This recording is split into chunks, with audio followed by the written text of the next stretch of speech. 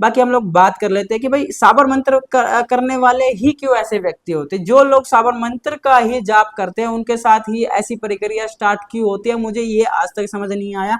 अगर आप लोगों के पास इस चीज का जवाब है कि साबर मंत्र करने के बाद ऐसा कुछ होता है या क्या कारण है, तो आप मेरे को कमेंट सेक्शन में जरूर बताना, या मुझे वहां का कोई लिंक देना कि जहां इस चीज के बारे में लिखा है या किसी एक ऐसे व्यक्ति ने इस चीज के बारे में जिक्र किया है जिसके अच्छी खासी मुझसे भी ज्यादा नॉलेज हो इस चीज के बारे में। मैं इस चीज के खिलाफ नहीं हूँ, बस मैं इसको जानना चाहता हूँ कि भाई ये रियलिटी ऑफ क्या है। हम लोग इसको विज्ञान के साथ नहीं जोड़ सकते, हम लोग इसको अपने शास्त्रों के साथ नहीं जोड़ सकते क्योंकि शास्त्रों में इसका कोई प्रमाण नहीं है। हम लोग किसी ऐसी बुक के साथ या किताब के साथ इसको नहीं जोड़ सकते क्योंकि कहीं भी ऐसी कोई आध्यात्मिक की बुक जो है उसमें इसके बारे में कोई भी जिक्र नहीं है। अगर आप किसी महाराज या किसी गिरी महाराज या किसी नाथ संप्रदाय के बीच में जाते तो वो इस चीज को भी ढोंग ही बताते हैं, कुछ नहीं है ऐसा। आप लोग उनके पास भी जाएंगे वो भी कहेंगे हमारे अंदर क्यों नहीं आते, हम तो तपते हैं गर्मी में, जेठ के महीने में हम लोग तपते हैं, धूना लगा के हम लोग तपते हैं, तो हमारे अंदर क्यों नहीं आते।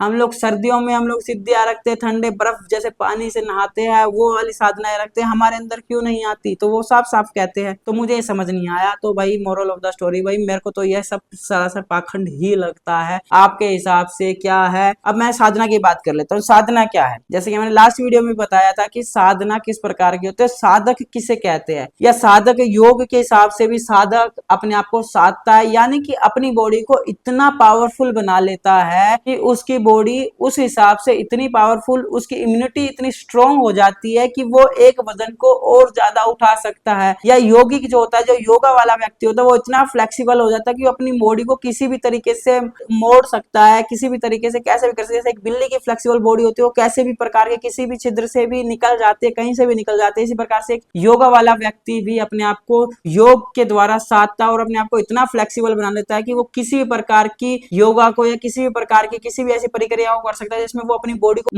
मोड़ देता है अपनी बॉडी को। तो साधना यही होती है कि वो आप अपनी बॉडी को साध रहे हो, मतलब कि आप अपनी बॉडी को साफ कर रहे हो।